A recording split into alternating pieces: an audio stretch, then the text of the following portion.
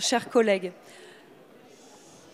C'est avec, je le dis, une certaine gravité qu'après 7 jours et quelques nuits également de séances, avec mon groupe, nous abordons ce vote sur une loi qui, à nos yeux et aux yeux de beaucoup d'autres, affaiblit le droit d'asile, va affaiblir aussi considérablement les droits et garanties des étrangers et qui, à force d'affaiblir les droits des uns, finira par affaiblir les droits des autres.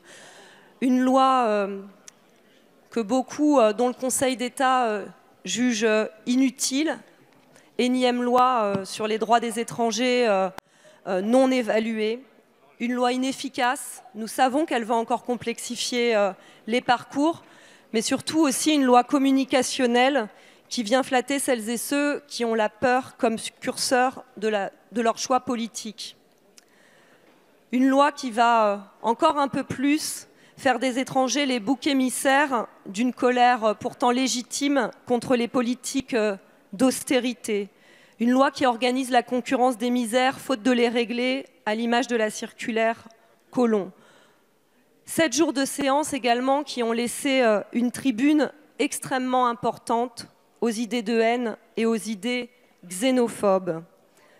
Une loi qui fait de l'étranger un suspect, alors que dans une période comme la nôtre, où quelques personnes prennent un hélico pour aller empêcher des personnes en sandales de franchir des sommets, c'est tous les démocrates et les républicains au sens non partisan qui devraient s'attacher à combattre la haine de l'autre et le rejet de l'autre. Pendant ces 7 jours, on a vu une partie importante de la droite et de l'extrême droite répondre en permanence au gouvernement et à la majorité qu'ils n'allaient pas assez loin. Alors la majorité a tenté vainement d'expliquer que finalement ils étaient le point d'équilibre entre la gauche et la droite.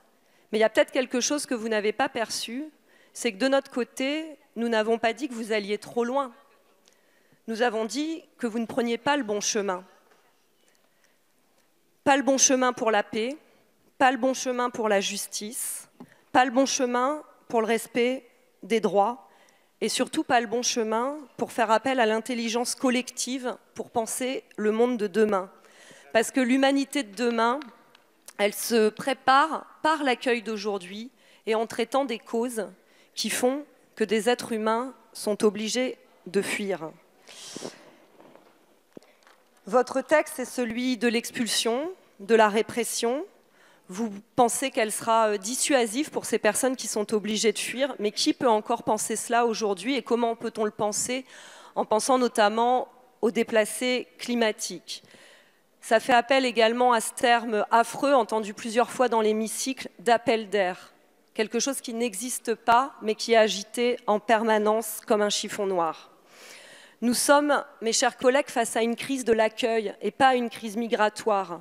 Les migrations, aujourd'hui, doit-on le rappeler, sont majoritairement sud-sud. Et aujourd'hui, pour celles et ceux qui veulent rejoindre l'Europe, rappelons que migrer tue et que la belle Méditerranée est aujourd'hui une frontière qui fait des milliers de morts. Mais pour installer la réduction des droits dans ce projet de loi, il vous fallait bien installer l'idée de submersion, terme utilisé depuis des décennies par l'extrême droite. Cela vous permet de justifier l'enfermement 2 fois plus important en centre de rétention des enfants. Je veux vous dire à quel point cela affaiblit notre pays. Il affaiblit le pays des droits de l'homme et donc il affaiblit sa parole à l'échelle internationale pour faire respecter le droit partout.